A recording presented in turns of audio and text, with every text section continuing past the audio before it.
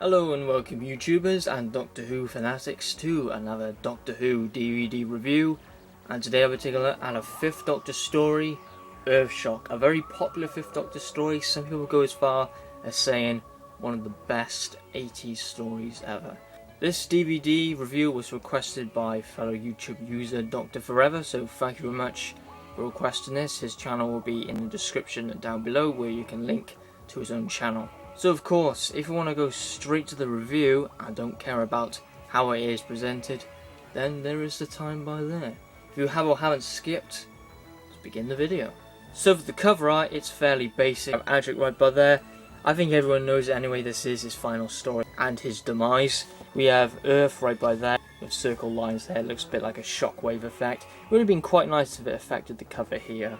And we have the Cyber Leader by there as well, gripping his fists. So for the side of the Peter Davison picture there, Earthshock, looks quite nice on the shelf below, and no too entertaining by there, as I've said, an old DVD. And we have the back, we have illustrative pictures by there, with the writer Eric Saywood, and with the blurb by there, which features a commentary with all the main cast featured in the story, with a brand new documentary exclusive to this DVD, as well with location film sequences, did you see it, music only options, and a really cool special feature which is called Episode 5, and I think it's absolutely funny and a very creative, simple stop motion animation. So whoever made it, I completely forgot who it was, but yeah, it was really funny to watch. I found it quite of a laugh, even though it was like 30 seconds long. It was still brilliant. Yeah, everyone knows how time consuming stop motion is. This story was originally broadcasted on BBC One between the 8th to the 16th of March 1982, produced by John Nathan Turner, directed by Peter Grimwade, and the music is by Malcolm Clark. Cover art by Clayton Hickman, and it is 97 minutes approx. So when we open up the DVD, mine actually does not feature a booklet. It has gone completely to another dimension, and I have no idea where it is. So to my review of Earthshock. Praised to be the best 5th Doctor story, Cyberman story. It's got loads of achievements in a lot of people's eyes. I can say straight away it won't be my favourite Cyberman story, since I love the 60s Cybermen. Tomb of the Cybermen, Moonbase, 10th Planet, Wheel in Space, Invasion, yeah, even the Wheel in Space, with its very complex, convoluted plot, which I disagree on, but that's irrelevant, that is. Anyway, with Earthshock, back on track. It's been a while when I watched this one, 8 months ago, and I've only watched it once. Now including now, twice. In my DVD collection part 5, I said this was overrated. Do I agree with that now, or do I hate myself for saying that?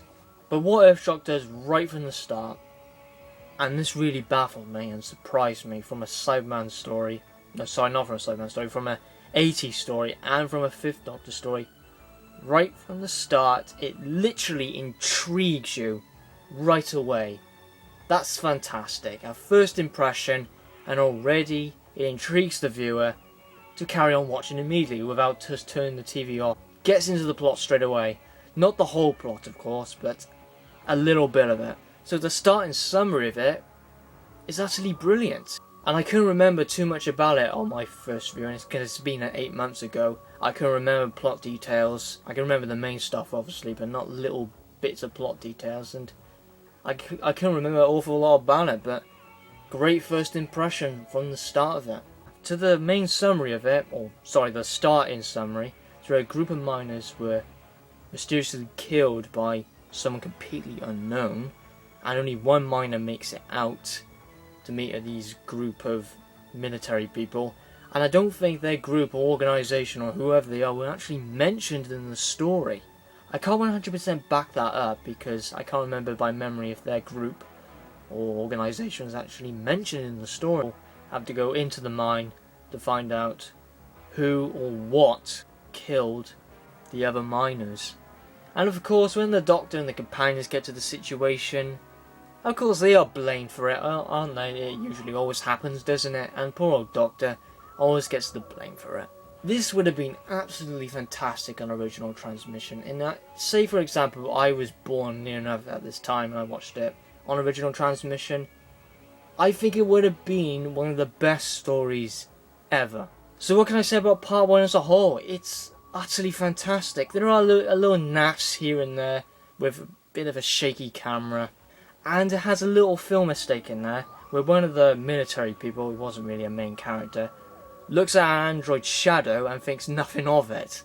And you literally see the android's shadow, and he looks directly at it and then just moves on, so no, that's nothing. It was meant to be that the shadow wasn't there in the first place. You can isolate them in special editions, of course. It doesn't ruin the story in any way, shape or form whatsoever. Another thing which part 1 makes it really quite creepy is that the androids in it, I think they're brilliant. It's quite underused. I think they should have been a little bit more. I find them extremely creepy. It just makes no noises when they move, walk, and it feels like you're just going to be killed from behind. And another thing that makes it really good, it feels very bleak for all the military people. And on the radar, of course, androids are not real. They don't register on the radar, making it even more creepy. And one of the death scenes, one of the characters gets killed by an android, whoever he or she was, like corroded, and it looked quite graphic, it did, for an 80s story. And of course, the notorious cliffhanger, I've seen the Cybermen return and saying destroy, destroy at once. Utterly marvellous. I can talk about part 1 for ages. It's a fantastic first impression right from the get-go. And the whole thing as a whole, perfect. With little bits of naffs here and there, that's just bits with filming. The only thing I would like to see, after when the story progresses on, is just to see more android action, because I thought they were utterly marvellous. And the special effects were quite good with the military guns as well, and made quite some good sound effects as well, so sound design was pretty good as well. Now when we continue through the story with like part 2, and I'll say part 3 and 4 are completely different because it's in totally a different area, because they're not just in this cave for the whole story. I wish they were in the caves for a little bit longer, because the claustrophobia and the tight atmosphere was great. It's still like that on the ship, but it feels a little bit more open. And the Cybermen are just the best, and the androids are the best for creepy atmosphere, very tight. And what makes it even more creepy is that the androids are, they're completely black, and they just look like a shadow, they do, and it would really blend in with the background really well, so when a person, or a military person, looks right at them, might not notice it at all. So anyway, back to part 2 with the Cyberman. Now you're probably thinking that, do I like the 80s Cybermen? I do. I do like the 80s Cybermen quite a bit. There are some things about the 80s Cybermen I prefer than the 60s. And you're thinking, wow, are you really saying that? Yeah, I am saying it. What I like about the 80s Cybermen is their military aspect of them. They feel like more of an army in this. Rather than the 60s, they blend to the shadows, they were more sneaky, and they didn't do things like patrols or anything like that.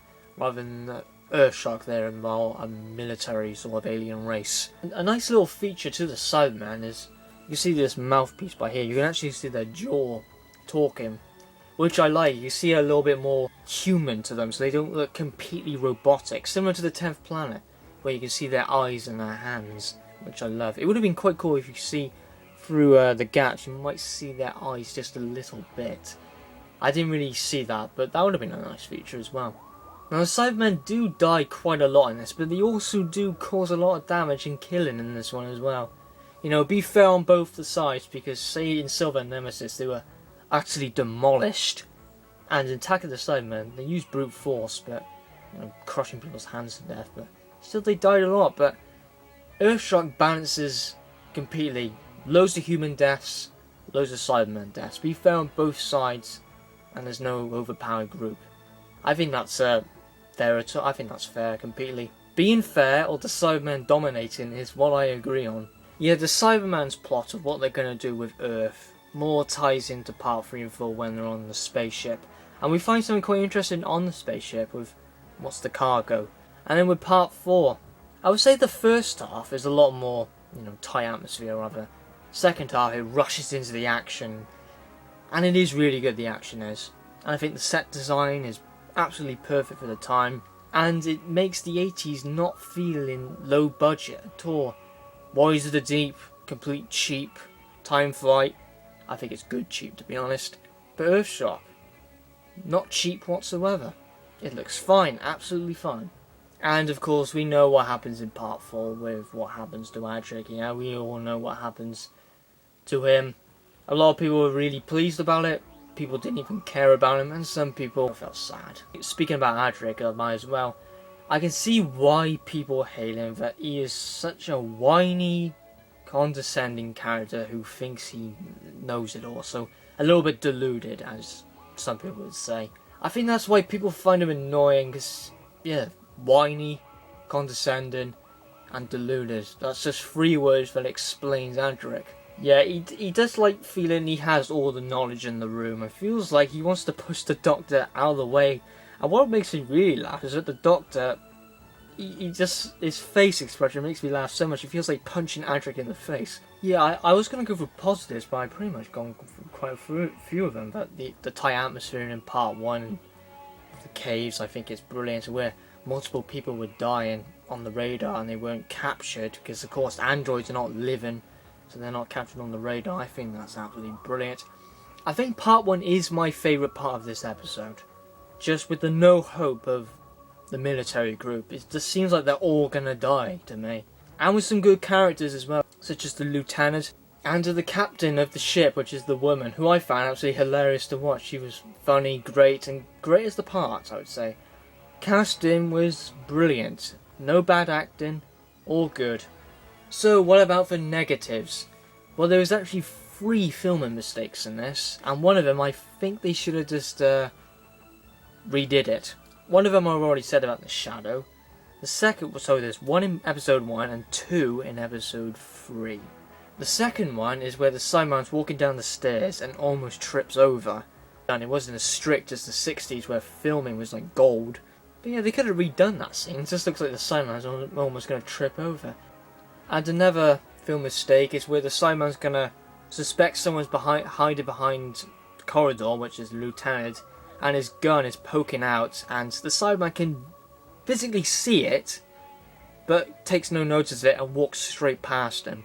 And for another negative, not the cyber leader, but the one with him. I think he's the cyber lieutenant, I believe his name is. He had too much emotions with him, because he said leader in a very surprised way. Say it, you're completely emotional. It feels like they are completely shocked at what they see, and it's a Cyberman crawling, or it's injured, where one of his legs, I think, has been shot off or something. So overall, what would I rate Earthshock? I do regret saying this is overrated. I think this is a marvellous 5th Doctor story. So my rating is 9 out of 10. Definitely deserves it. A very strong 80s story. It might be my favourite 80s story of all time, but not my favourite Cyberman story. So thank you very much for watching my review of Earthshock. I will see you in the next one, which is the Magic Mousetrap. Not the Big Finish Q&A, because I don't have the energy to edit it, process it, and then upload it. It'd take too long. So I'll see you in the next one, and have a good one, everyone.